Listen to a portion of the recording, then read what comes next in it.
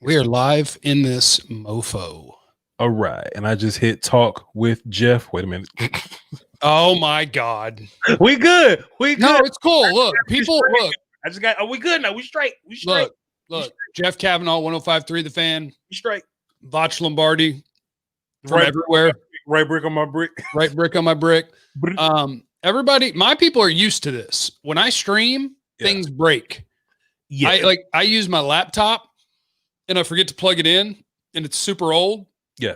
So my streams will just end because my laptop dies. It says it's got like 54% and then it's just out of there. Yes. And that's the kind of stuff we're used to. But hi, everybody. Jeff here, Voch there. So if you are watching on my YouTube channel, I appreciate you, Jeff Cavanaugh. And if you do not already subscribe to Voch Lombardi, why don't you swing on over there and do it because he's my guy. And together we are ScoutKast. Not that either one of us is Andre or Big Boy, but if we were, I would be Andre. Now, see, that's our problem, Jeff, because we act like children playing I'm that Power Ranger because it shouldn't be that way. We should come to a consensus as adults because I'm Andre, and we should just like leave it at that. We should just leave it the way it is. I mean, Big Boy does have some great verses. Maybe I will be Big Boy. Big Boy is incredible, but you know, Andre is Andre. I got a story to tell, Jeff, if you don't mind before we get started. I dare you to tell a story.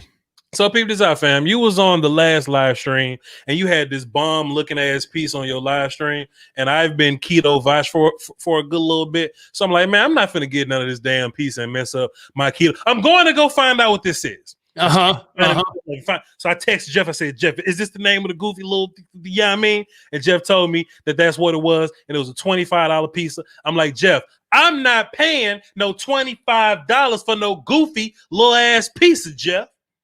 And then you did, yes. So I woke up in the morning, did my Googles, and I drove all the way 30 minutes to some rich ass, snobby ass, snooty ass, bougie ass part of town, bumping UGK in my truck just to get this $25 pizza. And it's pretty good, huh? Jeff, that's some bitch, Jeff.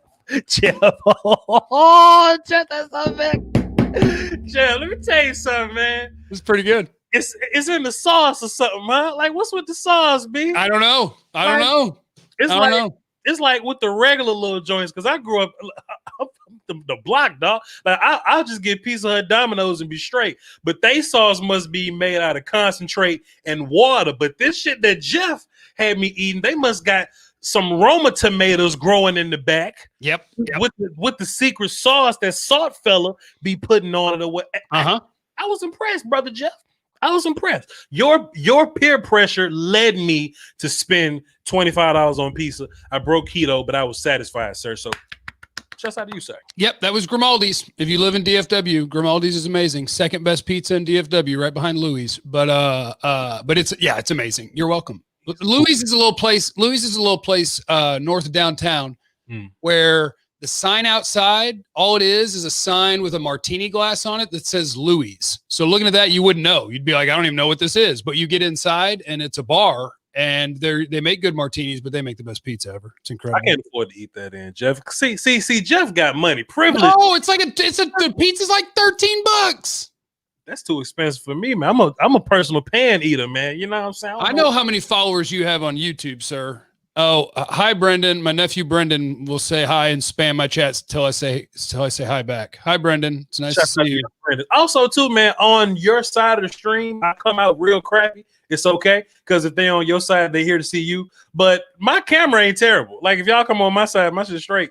You know, we just got to work out the technical difficulties when we get to a certain place. But y'all relax. You chill out. We good to go. We do have draft content for y'all today. While we up here talking about our personal life and pizza and shit, you know what I'm saying? We do have some content. So Jeff, the championship game happened. It did last Monday, 2 days ago, a couple days ago, whatever. What did you see, my guy? We'll just keep it bland and open like that. What did you see? Okay. Well, what I saw was a guy named Mark William, who I appreciate. Say, let's go illuminate. Tried to hold your stream earlier, but I'm glad to see we back. ScoutKast, let's go. Mark, you're a beast. We appreciate you, brother. You're the best. Salute. I don't have any sound effects. I am gonna gear up sound effects to be able to play something. I got a sound effect for him. Just hit a thing. Hit a thing for Mark. Just hit a thing for Mark. Damn, I got to go to that. Then I got to go to sound. Hey, Mark. There we go. Just we gonna give him a little perfect. Just a little. Perfect. There we go. There we go. Perfect. There we go. Cool. I saw that Alabama was really good. Mm-hmm. I saw that there's a reason that Alabama's going to have, let's see what, Mack Jones, maybe Najee Harris, 2 wide receivers, maybe an offensive lineman, a corner, a D tackle, that they're going to have 5 to 7 first-round picks. Yep. So that's what I saw. Now, if you want to talk about who made the most money, I think it was probably Christian Barmore. So let's get to this then, right? Let me ask you this question, Jeff. At what point do you go back to clean up your previous film watches? Because I had watched Barmore and I had a certain opinion on it. We came here and we talked about it, right? But then a guy goes out and do that and he makes a little bit more money in the eyes of the nation. How often do you go back to recheck what you do? A lot. Like once I get a whole bunch of dudes in and I'm thinking like, all right, my corners, looky here. I got them in this order. These guys are bunched together. What I'll end up doing is I'll go back and I'll watch them back to back to see if I feel good about the order I have them in. Yeah. But like with Barmore, I think he'll be my top D tackle because, you know, redshirt sophomore, doesn't play a ton of snaps, but he got better as the season went on, and you're seeing the potential. That's what you're seeing, and you saw it against Notre Dame, and you saw it against Ohio State, 2 of the best teams that he's going to play. Because that's another thing I look for when I'm watching guys is just show me the games against the best competition. Yeah, and against the best competition, Christian Barmore was dominating. So I think in a normal year, like he's not Jonathan Allen. Like Jonathan Allen was a stud, right? But in a year with no great D tackle prospect, I bet he's going in the first round now. I sure hate to cut you off, man, but AJ Beard dropped a deuce in the super chat. I'm sorry, Mel Kiper. Ooh, ScoutKast for real. Ow. Dom dropped 5 in there. He says, "What's up, Voch and Jeff? Haven't seen y'all talk about Jeremiah. Okay, we're gonna talk about him today. Hang tight. But appreciate you. Mark Williams came and dropped a dub on my super chat. I guess yours was an accident. So you really meant to drop it on mine. Appreciate you, sir. And then Andrew Quemado dropped a 5 and says, "You're Miami at 3. Then there's Sewell and Devontae Smith is on the board. Who do you pick?" We're going to talk about that in a second. But appreciate y'all for dropping all this love. So, Jeff, here's my thing about Barmore, right? Here's my thing. So when I watched Barmore, I don't think, in my mind, he's not that much different than what I've been seeing, right? Because even if you watch the Auburn film, right, what do you see? You don't see him for a half. And then he gets to the third quarter and he starts ripping shit up in the third quarter, right? And I think that's because he's passing down guy, right? So if you look at the first couple of drives in Alabama, film or whatever, he's not starting. He's not always the first guy out there because he's not a run defense guy. But he's a flashing every now and then you see my power, you see my violence, you see my quickness, my hands, you see that in passing downs. So how much more money can a pass rushing air quote one tech make?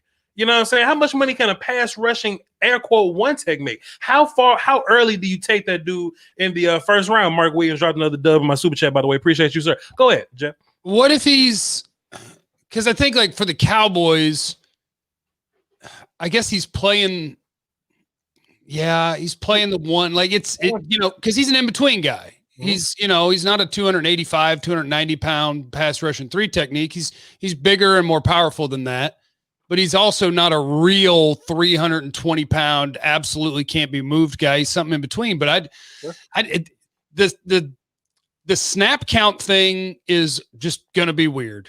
And Alabama can be weird because they probably got those other guys in front of them are probably juniors and seniors. And because he's not Jonathan Allen or anything, it's not like they're just going to throw those guys off the field.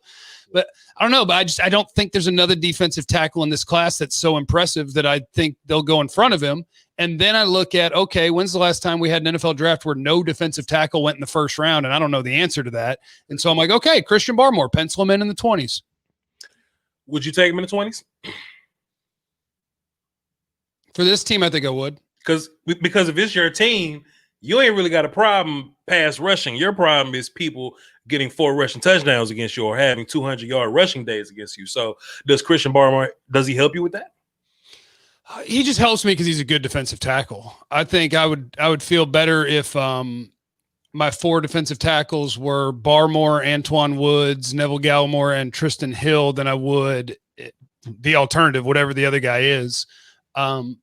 it's not a desperation pick. Like, it's not something that I gotta have. But if the Cowboys did a thing where they ended up with a pick at the end of the first round, and that meant that they had like 2 or 3 extra picks in the next 60 picks. Sure.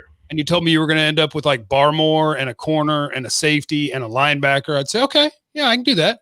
I just don't like deep breaths right before we say something about a guy. Like Voch, would you take? Yeah. You know, I just don't like that whole deep breath thing. And I think the Barmore conversation is a conversation worth happening. I just want to warn everybody, whether you're watching my show, whether you're watching over on Jeff's side, the national media is going to hype the shit out of Christian Barmore. And they're going to have you thinking that he's somebody that he's not. He's not that dude, but he's a really interesting pass rushing one tech, and you should keep that in your mind. He's probably, I'll say this, he's probably somewhere between like the 50 and 60th best player in the draft, but he's probably one of the 20 to 30 best prospects in the draft. And that just goes back to the ceiling floor thing. Yeah. Because what you're seeing from him is hints of a dude that's really, really good. So let's just say this. Would you take Barmore over Ojulari? No. Would you take Barmore over Jalen Phillips? That's a good one. I would let need dictate that because I think I'll have them close. I'll have them both graded as like top of the second round guys. I take Phillips. Last one, Barmore or JC Horn? Horn. I'm taking Horn too. Okay, cool. Just I think that'll be a fun little thing to do for us moving forward because people are gonna ask where we rank these guys, where do we take these guys. Just think about 3 names that's close in their range. Think about where you would take them in contrast with each other. I think that's interesting. Devontae Smith, I ain't got 3 names I can give you for that dude. Sure you do. It's Devontae Smith, Jalen Waddle, Jamar Chase. I don't hate it though, Jeff. I don't hate it. Daryl Worley, Sean Wade came out and called him out this week, and that was bad for him. And look at what he did in one half. Look at how he was terrorized in one half. Devontae Smith is incredible. He might be my wide receiver 1. I don't know. We're gonna have to see. We got time to figure this out. Is 3rd overall too early to take a dude like Devontae Smith? No. There's going to be people who think yes. There's going to be a lot of teams that think that's too early. Yeah. Because there's going to be a lot of teams that think 170-pound wide receiver doesn't work. And like my thing with Devontae Smith is you're going to hear a lot of people are going to say that he has to fill out or he has to gain weight or whatever. And I think that's all garbage. Because what is the purpose of the extra weight? Like if you need strength, if you need to be able to get off the line, but Devontae Smith you name a corner and he ain't going to play press coverage on Devontae Smith because he won't be able to keep him at the line. Like he doesn't need weight. We have this outdated idea of how big guys are supposed to be. Devontae Smith could absolutely go in the top 5 and I got no problem with it. I think he's the best receiver in the class. And I think there are 2 guys that can battle him for that. Jamar Chase and Jalen Waddle. I think they could all be studs, but Devontae Smith's got nothing left to prove. I don't care how much you weigh. I don't care at all. His acceleration, his hands are glue. He wins at the catch point. He's a great route runner. You can't press him. He's a stud. So I don't care that he's 175 pounds at all. I think when we look at players and their physical gifts or their physical limitations, I think you have to ask yourself, how much do they use those physical limitations? You know, Devontae Smith, he doesn't need, big size. He doesn't need 4.3 speed because he has nuance. He has polish. He's a clean route run. Like there's this Sean Oakman silhouette picture of him and his arms go down to his knees or whatever. You know what I mean? So he's got monster. Like he got the hands. He got the hand size. So what do you need this extra? But if he was 190, he'll be able to play. You know, I just think it's a bit, when you think about, Rashawn Slater, right? I did a film session on him. He got short arms.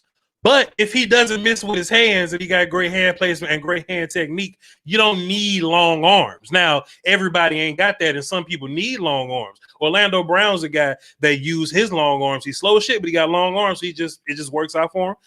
If you don't have the physical side, as long as you got the polish, you're good to go. And I think it goes back to floor and ceiling guy, right? Jamar Chase got the ceiling. But if the floor of Devontae is so high, because he has that technical side already. And he ain't slow. It ain't like he's some slow dude. He's probably more quick than fast. I better run in the 4.4s. I better be like a 4.48 guy. And then plus, even if he's a 4.5 guy, some of your favorite receivers in the league are 4.5 guys. You know what I mean? So just get over yourself, cut the film on, watch it, and just move on with your life. I take that dude at 3 if he's there. If I'm Miami, if I ain't trading back, if I ain't taking quarterback, because I'm gonna ask you about this in a minute, because down like 2, I guess, then take the wide receiver and be fine. The only difference that I would say about Miami is I think Devontae Smith would be a great pick. I think it'd be a fine pick. But you could be tempted just because wide receiver is always so deep in the drafts, and I think it will be every year going forward. Yep. That if you wanted to take an offensive tackle to protect your quarterback instead of receiver because you think the drop-off from Sewell and Slater down to whatever you get in the second versus Smith to Olave, Bateman, whatever. Sure. If you want to go O-line, I think O-line, receiver, they're both really important positions. They both make a ton of money when they're really good. If you wanted to go tackle, I'm cool with that too, because you can find receivers, but you want the best ones. Yeah, fair enough. Brandon Robinson dropped a 5 in my super chat. Will y'all go send Jeff some money, please? Yeah, what the hell, guys? I like Barmore, but did he play against Wyatt Davis? I don't remember seeing that matchup. I would have to watch the film. My bad on that. And how come Alabama guard not getting enough love? I've mentioned Deontay Brown at least 8 times in this process or whatever. So it's all good to go. Landon Dickerson is going to be another guy to keep lookout. Jeff, like, what do you do for the Senior Bowl? Like, do you obsess over Senior Bowl, or you just kind of watch it in passing? No, I'll watch everything that is available, and then I'll get my hands on the tape and I'll watch all the practices because I think Senior Bowl is important. I think last year, Jeremy Chin got picked like 61, 62 overall, and he's a Southern Illinois safety that was super athletic. But the reason he went 62, I think, overall is because he's a small school guy that got an invite to the Senior Bowl, and then he showed I belong here. So yeah. I think it's great because you can put guys on a level playing field where you're not trying to guess because you're playing against directional Maryland or whatever. Sure. And like, oh, great, he's blocking the hell out of this guy. I don't care. Yeah. But when you bring a bunch of Power 5 dudes and then the best players from the group of 5 or D2 or whatever, and you let them go head-to-head over and over again, God, you can learn so much from the Senior Bowl. The one-on-ones, there's a lot there. Oh, our boy Haley94 Ware is back, by the way. He said, you're so demanding. Here's some cash. Is that how it works? Give it Haley94 right now. All right, I'm going to demand everybody hook it up. I guess that's kind of sometimes what the ladies do, huh? Just kind of look at, hey, here's my Cash App. Yeah, I guess. No, Senior Bowl is awesome, dude. Senior Bowl is awesome. They do a great job of getting a lot of the best seniors in the country to participate, and I think it's an awesome setting. And I wish the Cowboys were going and coaching it because I think that's a huge advantage, especially this year. Yep. I think O-line and D-line is going to be really good this year. Deontay Brown's going to be there. Creed Humphrey's going to be there. That's going to be fun. Trey Smith, Tennessee left tackle, is going to be there. On the D-line side, I know Carlos Basham. That's going to be fun. Marvin Wilson is going to be there. My guy, Marvin Wilson. Both of the Pittsburgh kids. It should be a fun little Senior Bowl whenever we get around. We're going to cover that on my channel. Go ahead. By the way, Marvin Wilson could use a good Senior Bowl because, like, I mean, as a recruit, 5 stars, one of the top recruits in the nation, was supposed to be a monster, and he put some really good tape out there early in his Florida State career. But this year, like, the production's not there. You see some of the traits you like, you're like, okay, I get it. But it would help Marvin Wilson a ton if he goes to the Senior Bowl and dominates a bunch of dudes that are going to get picked in the 2nd and 3rd round. That could easily move him from, if you're totally guessing right now, what does Marvin Wilson get picked in the 3rd round? He can make money at the Senior Bowl. He absolutely could. But Jeff, we don't want him to make money. We want to like him, and then he falls so that we can get. I don't think he's a 3rd round guy, but if I can get him in the 3rd round, I'm gonna do a backflip. I'm gonna try to do a backflip in the living room on camera if we get Marvin Wilson in the 3rd round. Okay, so you think he's gonna go in the 2nd round? That's where you think Marvin's going? I think he's a 2nd round guy. Yeah. Lorne Glenn II, some love for you, Jeff. Been a fan since many years ago, listening to G-Bag. I appreciate you. Make sure you're following Voch's stuff, too. You're a beast, Lorne. I love you. And here's a sound effect. No, I don't have any sound effects. I just say thank you, and I appreciate you, and I love you. I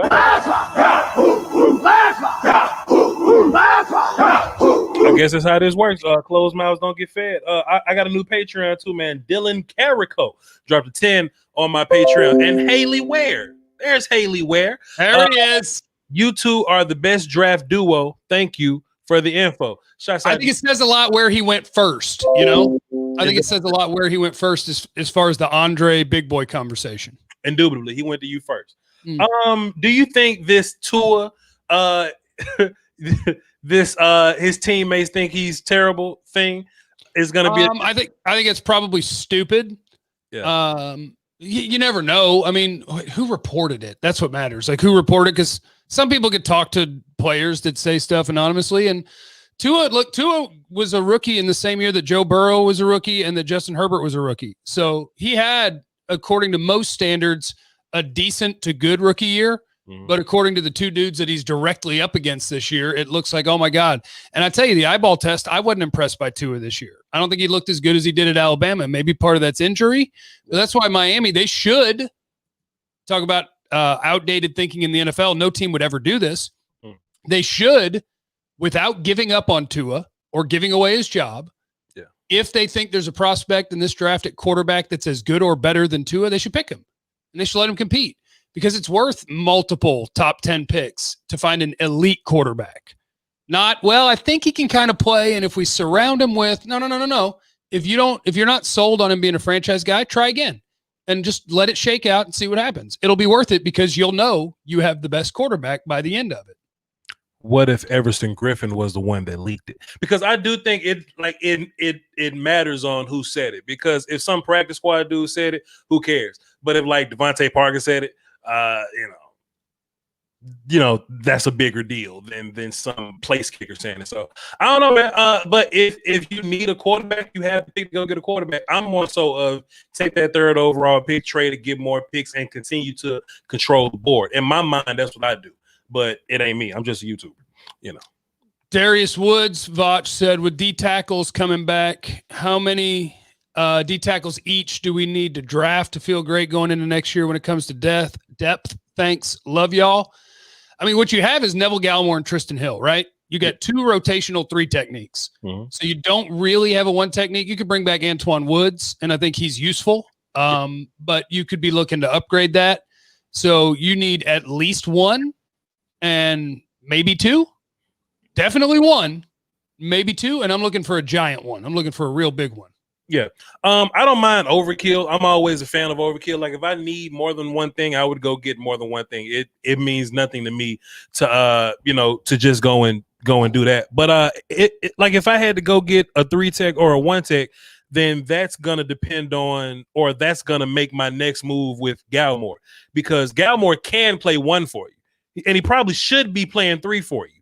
In real life, he should be a 3. So if you get a 1, you leave him at 3. If you get a 3, you leave him at 1, and just kind of play that little game with him.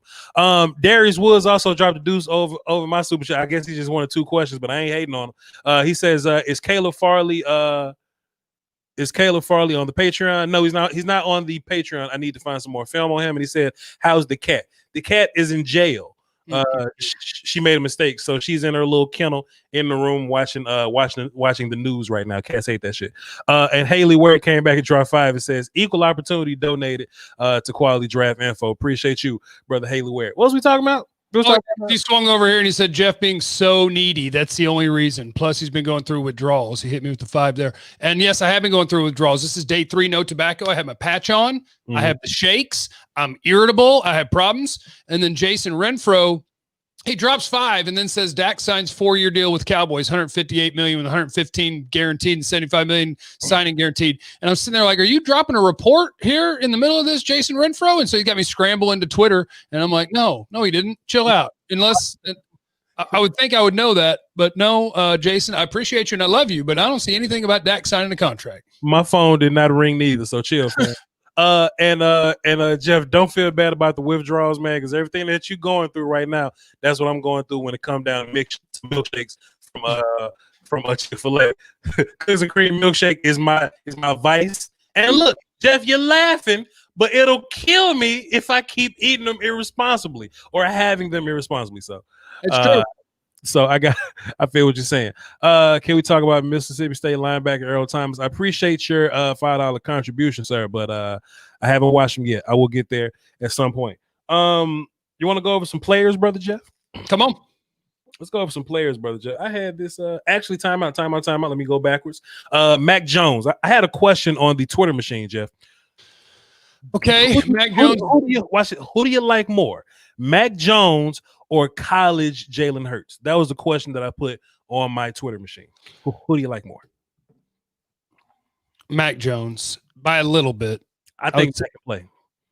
I think he can too. I think it's what's really tough with Mack Jones is I think the way my buddy Dane Brugler put it is about as good as you can put it.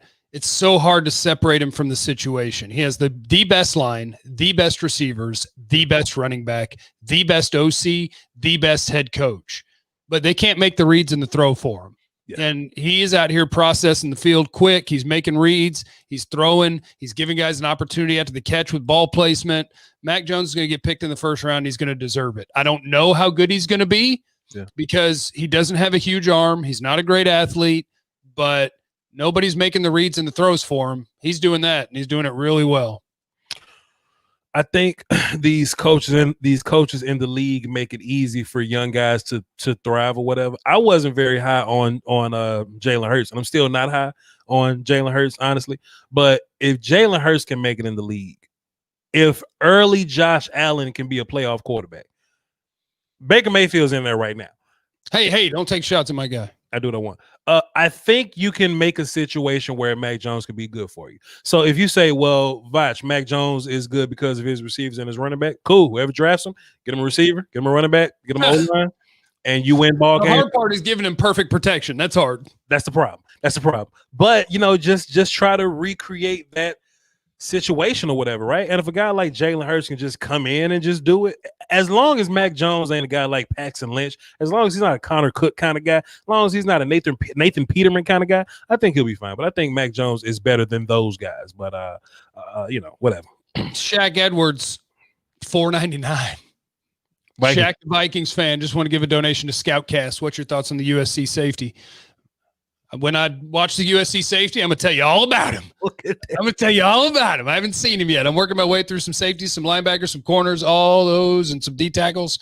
I haven't seen the USC guy yet. And there's a few USC guys I got to watch. So we're going to get on it. See, Jeff, I tell people all the time, this time of year, they're way more of an expert than me. Like they call me a draft expert. I'm not, because I'm late and I wait last minute and I'm very – I just put it all off. Now, when I catch up, I play a mean game of catch up. So by April, I'll have it down. But y'all know way more guys than me. It's January. Jason Renfro with the follow-up. He said it came up on breaking news on Google Report about Dak Prescott having a contract. I promise you it's not true, sir. It ain't true. I just want you to know. I promise. It's not a thing. My phone, my chat box, Twitter would be on fire if that was indeed the case, sir. Mm-hmm. So Google lying to you. Jeff. Micah Parsons is my linebacker 4 now. Okay. I can see putting Nick Bolton in front of him. If you're calling Notre Dame man a linebacker, I could see putting him in. I can see it. Who else? My Tulsa kid, man. Oh, see, I gotta see more of him. I'm struggling with the Tulsa dude. Oh, come on. I'm struggling with the Tulsa dude. Jeff, come on. Jeff, watch some more. I've never seen a 6'4", 260-pounder who looks like the biggest man on the field not be strong or violent. Like, he's athletic, he's running people down, he's picking passes off, but I don't. That's all I need. I don't need him to play 3-tech, Jeff. I don't know yet. I need him to chase people and get people. I don't know yet. He's good at chasing people and getting people. But Jeremiah Owusu-Koramoah, Notre Dame guy, baller. Let me just read this. A violent, urgent, little looking dude. Safety maybe, because he can run for a linebacker, but a little bit more. Comfortable in zone, can cover a little bit, makes plays in space. Did I mention he was a violent, urgent, little looking dude? Versus Clemson, the first Clemson game, in the second quarter, he blitzed him in A-gap and he beat the hell out the center. That was hilarious. Instincts, high motor. Mental process is way better than Micah Parsons. I'm going to call him a linebacker. I would play him a linebacker because I think, to me, I got no problems with 215-pound linebackers at all. So Darius Leonard played at last year. To me, that's the modern linebacker. Yeah. So if you are a decent covering safety, you're an amazing covering linebacker. Yeah. I think for me, I would call him a first round linebacker. If you want to play him at safety, I think you absolutely can. He can do that too. Yeah. But I would call that dude one of my 2 linebackers on the field in nickel, and I would call it good. Running backs are running routes, tight ends, you got crossing routes, all this. I've got a great coverage linebacker. And that, to me, that's the problem for Parsons right now. Right. Because I don't hate Micah Parsons. He can run and tackle as good as anybody. Yes. And at that size and, that speed, he could turn into an all-pro. He absolutely could. Yeah. But the thing that I want you to be able to do out of the gate to really help my team is cover if you're a linebacker. Sure. Parsons can rush. He can play the run when he's got it right off the bat. But Jeremiah Owusu-Koramoah, he could cover in the NFL today, and I think be a decent little coverage linebacker. So that's a first round dude. And Parsons falling in my rankings isn't like a knock to Parsons. It's not him being terrible. It's just that I think about what I really like in my linebackers, right? I like coverage. I love mental processing. I love me some mental processing. If Sean Lee had my knees, he'd be a Hall of Famer, dog, because his mental processing is through the roof. And when you watch Micah Parsons, and this is just for anybody listening to this to kind of do your homework, yeah, you can watch them versus Minnesota, but they don't really do too much flashy. They just kind of Minnesota their way into whatever they doing, you know what I mean, or like Wisconsin or whatever. But if you watch the Ohio State game, that's they do a lot of misdirection. A lot of read option stuff like that. And when you get to the league, there's going to be some misdirection. There's going to be read option. If you're a Cowboys fan watching this, then you know that because the Cowboys have been dealing with that. So how I give extra points to my linebackers are, how do they deal with read options and misdirection, right?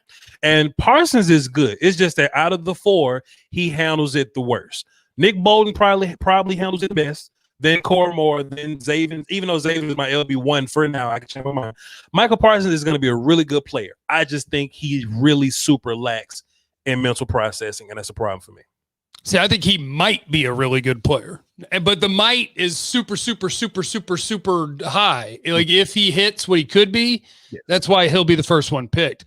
By the way, Taj going for the $2.99, hitting the value, ScoutKast value meal. Keep up the dope work. Appreciate y'all. We appreciate you as well, sir. He actually asked me a question on mine, Taj. He dropped a trail over here. He says thoughts on possibly signing Malik Hooker. Is he available? And if he's available, is he healthy? He is available. He is available unless they tag him. He's been a hurt guy his whole career. Yeah. But I actually think that name's interesting because if the Cowboys want to run what you think of Dan Quinn running, they're missing the up top center fielder. And that's all Malik Hooker is an up top center fielder. So if the injuries made him be an on the cheap guy that you could try, and then you're like, all right, I got him. I got Reggie Robinson. I drafted a dude in the 2nd or 3rd round, and we'll see what happens. I'm interested. I wonder what that price is. Sure. I mean, I agree basically, or what. Like it's hard to find super rangy freeze. So if you have opportunity to get one, kick the tires on, see what you get. And Dom dropped a deuce and says Jeremiah Koramoah and as a will linebacker, nickel kind of guy, help at all levels of the defense. Okay, so in my mind, everything that you thought of Isaiah Simmons, just not in that body. Like, Koramoah is a little smaller, but not as much of a freak show. Yeah. But just a smaller guy that can play at different levels. I'll take that. What are you drafting, Jeff? When do I draft JOK? Yes. 18 to 28. JOK or the best safety on your board right now? Who is that? Who is the best safety on your board right now? I still don't have 2020 TCU tape, so it's still Ardarius Washington. So JOK. JOK or him? Okay, cool. What about JOK and Jalen Phillips? JOK. Damn. Huh. JOK Patrick Surtain? Surtain barely. I see who you at. I see where you at. I'm in the teens. I'm in the mid to late teens, I guess. You about 13 to 19. That's where you at on JOK. Yeah, sure. I'll take that. I also looked at it from this angle too, right? He's really good at linebacker, right? He's like anywhere between linebacker 2 or 3. He's better than some of these safeties that Cowboy fans talk about. Yeah, he could play safety better than some of the safeties we've talked about for sure. He's better than Paris Ford, Cisco, and freaking Holland, in my opinion. I'll take that dude all day of the week over those dudes. Yeah, I totally agree with you. Eric, by the way, Eric Bauer, $4.99, big value meal. Hey, gentlemen. Zach Kelberman made the prediction Dak will sign a 4-year, $158 million deal. Thank you for the update. That's not the same. If Dak signs, we'll know. But I appreciate you clarifying what he was trying to say. I appreciate the information. This was going to happen. If Dak signs, we'll know. This phone is going to explode. We're going to end this stream. We're going to start another stream and make a whole bunch of views on that video. We're going to call it Dak Prescott signs the contract. That's how this it'd be a big title. It'd be get everybody running in there. Yeah. Got to do it in all caps, but that's how it works. Yeah. But yeah, I'm a fan of Jeremiah Owusu-Koramoah. I wasn't as big a fan of Chaz Serrato, the North Carolina linebacker. He's cool. I think he's more so of a will linebacker. I think he's probably going to be more so of a coverage guy. Now, if you like coverage linebackers, let him go be a coverage linebacker. But if you ask him to do other linebacker things, I mean, it just kind of depends on what you ask him to do. They blitz him a lot. I don't know why, because he wasn't good at blitzing, because he kept running into people and falling down. But it's just, what do you need him for? He plays light.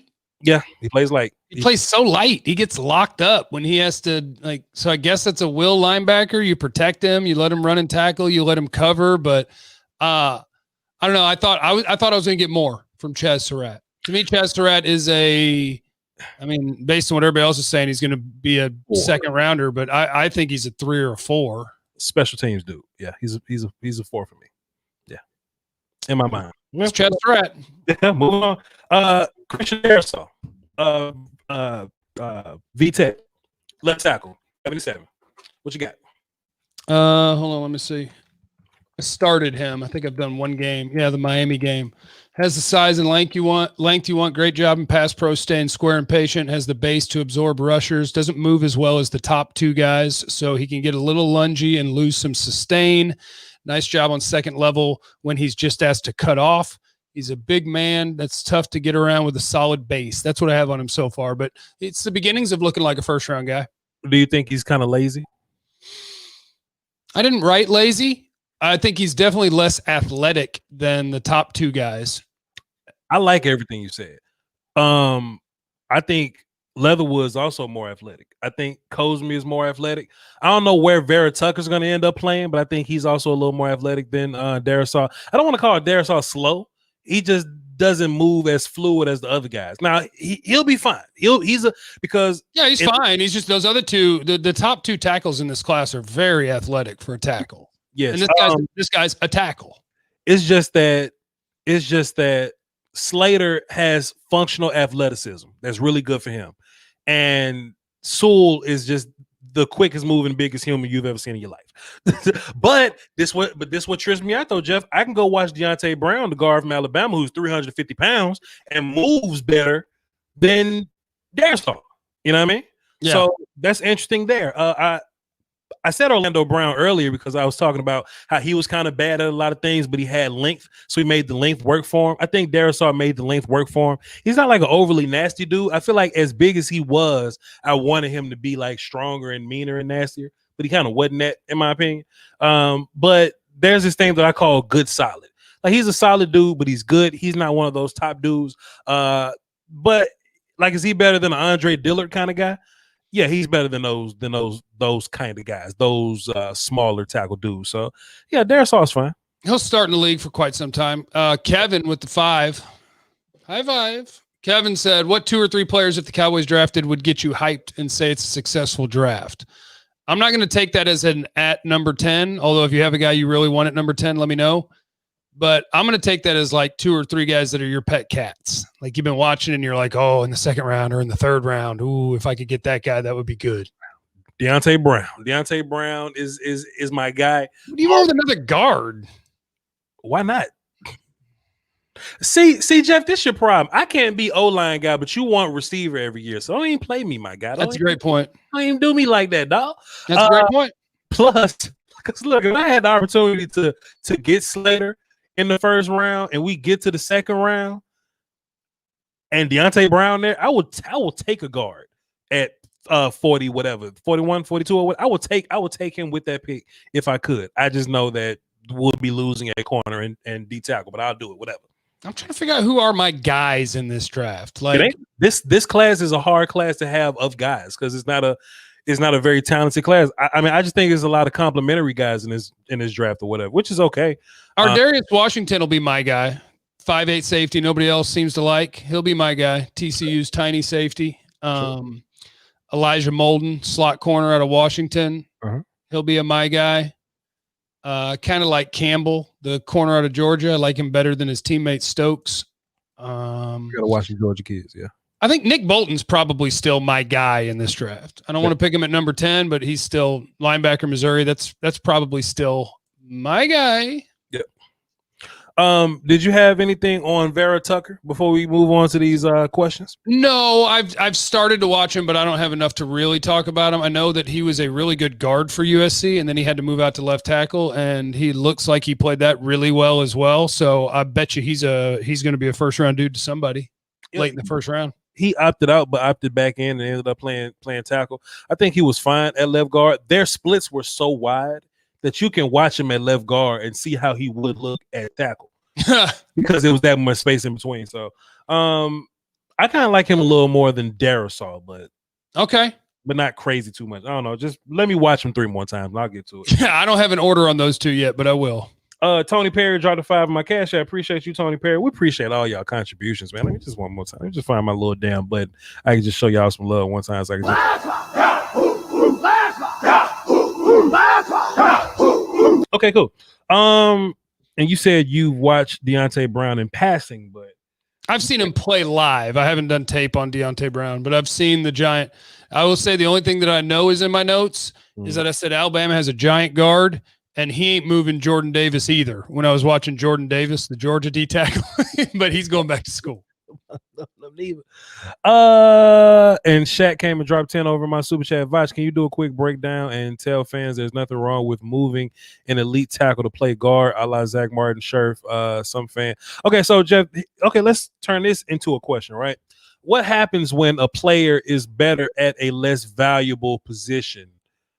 Like where do you play him there? I'll give you an example, right? Like Sean Wade will probably make more as an outside corner, but he's bad there. He should just go play nickel or like, you know what I'm saying, whatever, like box safety or something.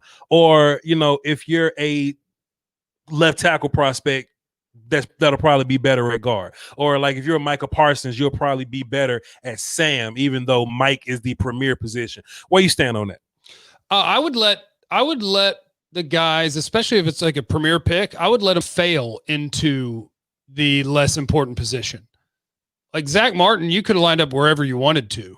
Now, I believe if I could think of the roster at the time, you had tackles, so it just made sense that a lot of teams were viewing him as a guard. You put him at guard and you let him be an all-pro every year. That's great. But if you had a need at left tackle, like if you took Rashawn Slater and you didn't have Tyron Smith, I'm playing him at left tackle. Sure. And I'm feeling great about the fact that if he fails at this, I know he could go play guard and be really, really good. Sure. So I'm going to put him at the highest degree of difficulty spot to begin with and let them fail their way to the other one. Yeah.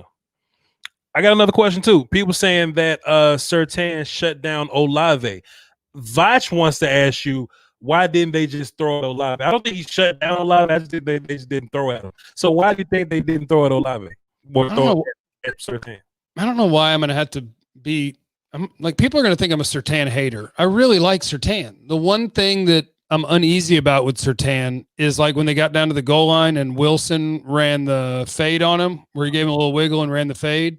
He had 5 yards of separation on a 5-yard fade route. Yeah. What I worry about is how he matches up with guys like that. And Olave is one of those guys. What happened in the national title game is one quarterback had perfect protection and one didn't. Like Fields was moving around and they just never had an opportunity to really get it going.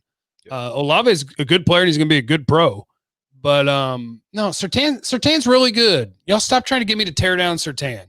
He's good. He's a good player. Somebody was trying to get me to say something nice about Greg Russo. I'm still not at a place where I can say nice things about Russo. Jeff, you saying something nice about Russo? Yeah, he's long. I don't even want to say that about Russo. He's tall. I don't say that about Russo, fan. Okay, so let me ask you this: what aren't you seeing from Xavier Collins? Because Xavier Collins is LB1 for me so far. But so all I had on Xavier Collins that I saw. Hold on, let me find him in here, and I'll read you what I wrote. Please. All right, Xavier Collins, Tulsa. I watched him against UCF.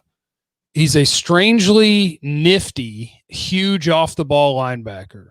Drops in coverage are pretty rudimentary, but he's got a lot of range you got to throw around or over. Moves well for his size. Production's great. Not powerful, which looks strange in that frame. He tries to bounce around guys. Big and long, accelerates through holes to track down running backs. He'll bounce off an offensive lineman on a rush, then hop up and bat a ball. He's not good in coverage. He just kind of floats around and sometimes makes a play on the ball because a quarterback makes a bad throw and gives him a chance with his length. So I don't know. Doesn't that sound like a guy that right now I just don't know? Sound like you evaluating him as a cornerback, Jeff. What are you doing? Well, I don't know. I mean, I don't know. Like when he's dropping, he's not really covering anything, and then quarterback's still throwing it to him. I don't know. I thought at 6'4", 260, I was going to watch this dude like running through people and powering off blocks, but instead I'm watching a guy that is doing stuff like he's 6'1", 225, which is a linebacker too. So I guess I shouldn't hold it against him. I don't know. I guess I just had a picture of something different than what I was watching. Jeff, we're not supposed to grade based off our expectations, sir. Right, sir. We're supposed to look at the player and trust the tape. You can't see, and look, that's the problem with hopping on Twitter. You know what I'm saying? Because somebody go like, "Yo, Voch, this dude 260, he's a freak athlete. You gotta watch him." And in my mind, I'm like, okay, let's go see this dude tear shit up. But if you just look at him as a linebacker that just happened to be 260, the dude can ball, man. He just don't play like he's 260. He look like he's 260. He just don't play like he's 260. Okay. Hey, I'm not done. Okay, go ahead. Look, I got a rule. I have a rule with everybody, with all the prospects. You got to give the guys his due.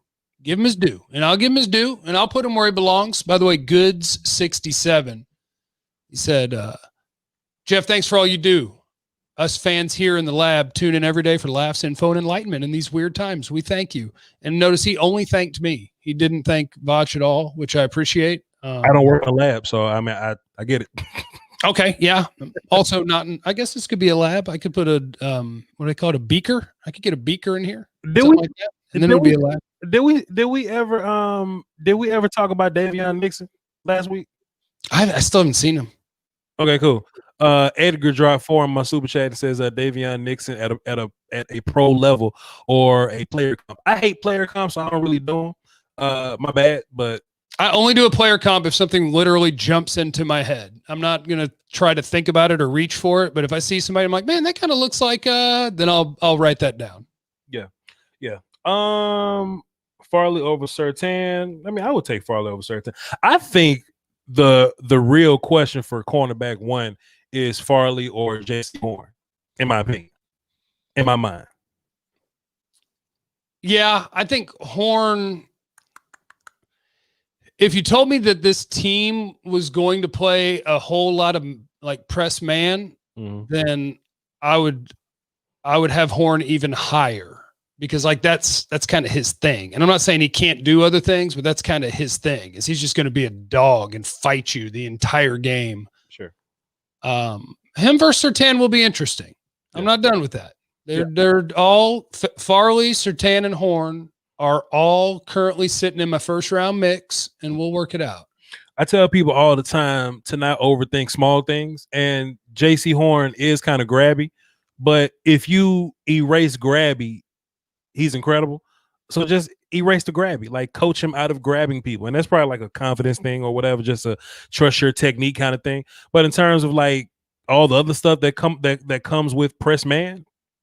Well, I'm going to wait until he gets called for being grabby before I stop him. Because in South Carolina, they didn't call it all that much. So they ain't let's see what we can get away with. There you go. And listen, man, I know I hop on the social media and ask y'all to drop questions, man. I'd be wanting to just drop you, but some of y'all questions be terrible. So y'all questions be terrible. Or just some of y'all's questions be the same thing. Somebody asked me, should we draft a corner in the first round and then take Javon Holland in the second? I'm like, nah, I don't even want to address that because Javon Holland's terrible. And if you watch the first couple of episodes of ScoutKast, you'll know that we are simpatico and thinking that Javon Holland isn't that good. So that's just I can't. And we're down to be proven wrong, and it's going to happen. There's going to be dudes that are going to prove us wrong. If Javon Holland turns out to be a beast, I'm wrong. If Gregory Rousseau turns out to be a beast, I'm wrong. I'm never wrong, Joe. No, you can be wrong. I was wrong on Laquan Treadwell. I would. I was wrong on Pat Mahomes. I would. Who was I wrong about? Who was the last prospect I was wrong about? I was wrong about they're out there. Box, who was I wrong about? Somebody are not out here going 300 for 300 every year, sir. See, look, this is my thing, Jeff. I don't give super bold takes on guys, right? So, like, if I'm talking about Josh Allen or whatever, I'd be like, yeah, man, Josh Allen got a big arm. He can make those big, stupid throws, but he'll overthrow slants. If he can fix that, he'll be good. That's how I say it. See, you hedge. That's hedging. Okay. You hedge. That's how I say it. But sometimes I hop on the ledge and be like, yo, man, Sean Oakman is not going to be a good football player. Like, Sean Oakman's bad. Or Solomon Thomas is bad. Or Pat Mahomes got terrible mechanics, but he still makes accurate throws. He's good. Like, sometimes I go off on the ledge there. But other times, yeah, if he did this different, it'd be good to go. You know. That's a good plan. That's a good plan. That's how I do it. How y'all feel about Richard Laconte? I haven't watched all the Georgia kids. I'll get back to you on that. Besides that, I haven't noticed him. I mean, I know that he's back there because I watched both the Georgia corners. Yeah. And they're both, I think both the Georgia corner names are going to be relevant for the Cowboys because I think they're 6'1" and 6'2". They're both 200 pounds and they can run. Mm-hmm. I actually like the guy who had been, at least until a few weeks ago, I think talked about less, Tyson Campbell. I like Campbell better than Stokes by a little bit because I think he's a little taller, a little longer, and I think he's a little bit more explosive athlete. So I know LeCount is back there behind them, and I've seen him make a bunch of tackles, but I haven't studied him. Yeah. I wasn't wrong about Baker. I wasn't wrong about Sam. I wasn't wrong about Hernandez. I was kind of wrong about Joey Bosa, but I wasn't wrong about Joey Bosa. I was more so fighting the narrative of Joey Bosa because people thought that Joey was going to come in and be some outside linebacker, transcend the way we look at DN. And I was like, nah, he's just a really good technician or whatever. And I probably could have said it better, but yeah, I was, that's a little partial wrong. Like Bosa, I was the same way where I was like, look, he's a top 10 player in this class for sure. So it's not like I was being mean to him, but I was like, I don't know about top 5. And it turns out he was a top 5 player in that class and I was wrong. But whatever. It's not like I was far off. What happens, Jeff, is when you don't lose your mind, people think that you hate somebody. Yeah. Right? Because sometimes I lose my mind about players that I really like, but if I don't do that to players that I'm just iffy on, they think I hate them. That's not the case. I just don't lose my mind. Like, I'm not losing my mind over Darisaw, but Darisaw will be a fine player one day. He's cool. Oh, he'll be an NFL starter. Yeah. Do you have any questions on your side, sir? I didn't ask for any. Did anybody have questions in here? Chat box or anything? Because if not, I mean, I can go take a nap or something and go, No, because I know how you operate. I know you're looking up and you're like, hold on, 6 minutes and 45 more seconds. Yeah, we good. If we out of content, we ain't got to just hold, unless me and you, Jeff, can you rap? I'm one of the best rappers that's ever been born. No shit. Like, because I badly want to do like a cowboy YouTuber cipher, but I just think like there's a lot of old people in cowboy YouTube. What does cipher mean? Cipher is when rappers get together and they rap in a circle. See, what I would do is I would steal other people's content and hope it was obscure enough that nobody knew and that people thought I was super talented. That's a violation, Jeff. You can't do that, man. You got to write your own. It'll even be better if it was bad, because that's how content works. Because we know you're not a rapper, it'll even be better if it's bad. Like when Rich Eisen runs a 40, we don't expect him to run a 4.4, but we know what to expect from him. You know what I mean? So if it's like a 4.9, we lose our mind. You see what I'm saying? Yeah, but I would want to be good. It would hurt me inside, my insecurities, because I am quick of mind, but I don't think that just on the fly I could come up with things that rhyme and make sense. Well, I mean, you can write a verse and prep it, and then we can show up to the cipher and you just rap it. Okay. Because if I did like if I'd like just used a verse from like Notorious Thugs, Bone and Biggie, like people would know all those verses. I know all those verses word for word, Jeff. What if I did something that was you're in Houston, right? What if I did something that was Crook for Life, Mr. Pookie, and Mr. Lucci? See, that's Dallas. Some people might not know. I know all those lyrics too, Jeff. Like, oh, come on. Oh, okay. Maybe I'll just do a country song. What if I took a country song and made it into a rap verse? Brooks and Dunn is incredible. I would know it if I heard it. Like, relax. All right, well then I'm screwed. All right, we're not gonna do the cipher, man. Hey, look, we got 2 minutes left. We'll go ahead and wrap it up, man. I'm Voch Lombardi, VOCHLOMBARDI. I have a patreon.com/Voch Lombardi, where I watch film just in passing or whatever. Y'all can come holler at me if you want to. If not, cool. Follow me on Twitter, VOCHLOMBARDI. I'm likely over there making fun of something. Jeff, you got something you want to plug for the good people? No, but there's something that I wanted to ask you. I guess I just assumed because Lombardi is such a famous football name that it was like a stage name or a fake name. But then somebody asked me, is that his real last name? And I said, I don't know. Is Lombardi your actual last name? They don't have black people named Lombardi. So no. No. I didn't know. I was just asking. Shaq Edwards, can we get a who the hell is Mel Kiper one time? LOL. Sure. Who the hell is Mel Kiper? Who the hell is Todd McShay? Todd McShay had Sean Wade going 13th in his little mock draft. If Sean Wade gets picked in the first round, I will eat my house shoe. Don't say that.